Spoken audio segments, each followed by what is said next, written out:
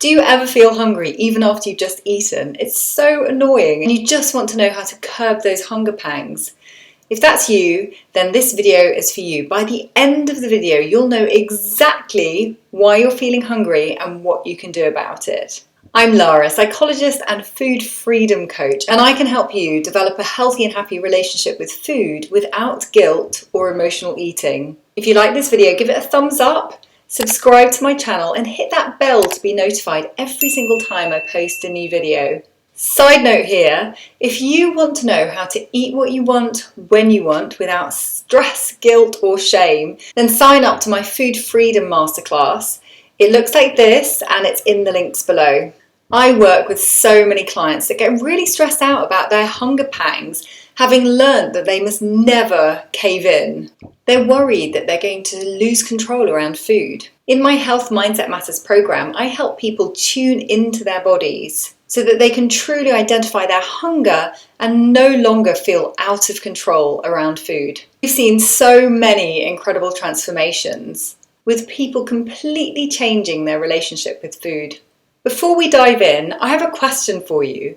What do you do when you feel hungry? Let me know in the comments below. Diet culture tells us that hunger isn't a good thing, especially if you want to lose weight or be healthy. Maybe you've heard about all the things you can do instead of caving into your hunger. Maybe you drink water or brush your teeth, make yourself a cup of herbal tea or drink a Diet Coke, have a cup of coffee, have another glass of water. Maybe you even smoke a cigarette.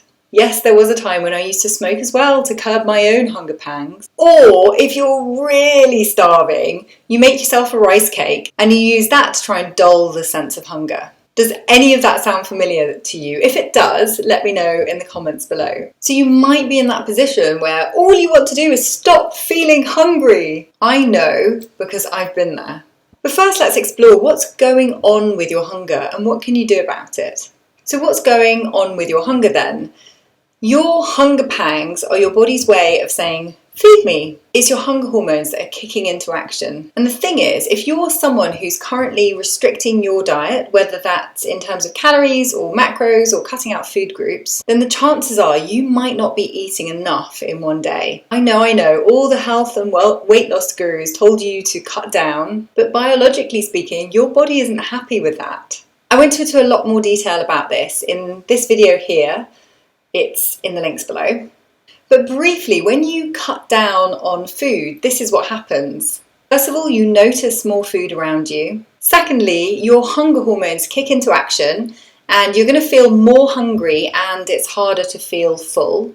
And if you carry on denying yourself, then you actually in the long run slow down your metabolism. Hunger is your body's way of saying, please eat now. But the thing is, we've been so conditioned by diet culture to question this. We're more likely to think things along the lines of, but I just ate!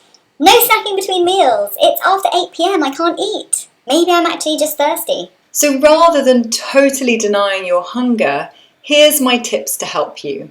Number 1, are you currently restricting your food or have you just been on a diet? Food restriction actually creates uncontrollable urges around food and it makes you feel like you're constantly hungry. It can also make you feel hungry soon after you've eaten. And that's either because you literally haven't eaten enough, so you didn't eat enough to fill yourself up, or because the meal wasn't satisfying to you. So it's not necessarily biological hunger, you just haven't tickled that satisfaction factor. My recommendation, as always, is to ditch the diet. And if you need more information on how to do this, then tune in to my free Food Freedom Masterclass.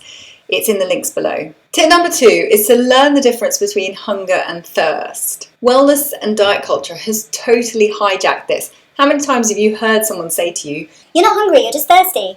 But there are some clear differences between the two. With thirst, you're more likely to get a dry mouth, maybe a little bit of a headache, possibly feeling a little bit sluggish. And if you're really dehydrated, then confusion, inability to concentrate, and a severe headache they're all really common. Hunger feels different. Hunger is that growling, gurgling stomach. It's thoughts of food. It's perhaps a feeling of emptiness inside your tummy. Maybe you're even feeling a little bit moody or irritable. Each person's signs of hunger are very different. So the more you can tune into your body, the easier it is to spot.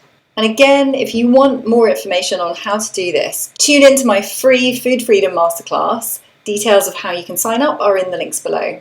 Tip number 3 is to be cool with fluctuating food needs. It's really normal for your appetite to fluctuate from week to week, across a month, or even across seasons. I, for one, eat quite differently in the cold winter months than I do in the summer. Your body needs more energy in the cold weather. And also, as a woman, your metabolism actually goes up just before you menstruate, which is the reason why you feel like you have an insatiable appetite. Honestly, just roll with it. Your body needs the energy. My 4th tip, if you feel hungry, eat. Yes, that might sound ridiculous or completely revolutionary, but really your body is just telling you that you need more food. For my final tip, if your hunger doesn't feel like it's genuine biological hunger, but it's more maybe emotional hunger, then I did a little video that explores this in more detail. If you're finding that you eat to cope with your emotions, then this video can give you some really top tips on how to deal with that. Let me check in with you here. Have there been any tips that have been most surprising? Let me know in the comments below. As always, I've added some resources and links below for you to explore further. And if you're interested in developing a positive relationship with food, then check out my free Food Freedom Masterclass. Again, details of how to register in the links below. And check out these videos next for more health and mindset tips. And if you like this video, give it a thumbs up, subscribe to my channel, and please do share it with your friends. Bye for now.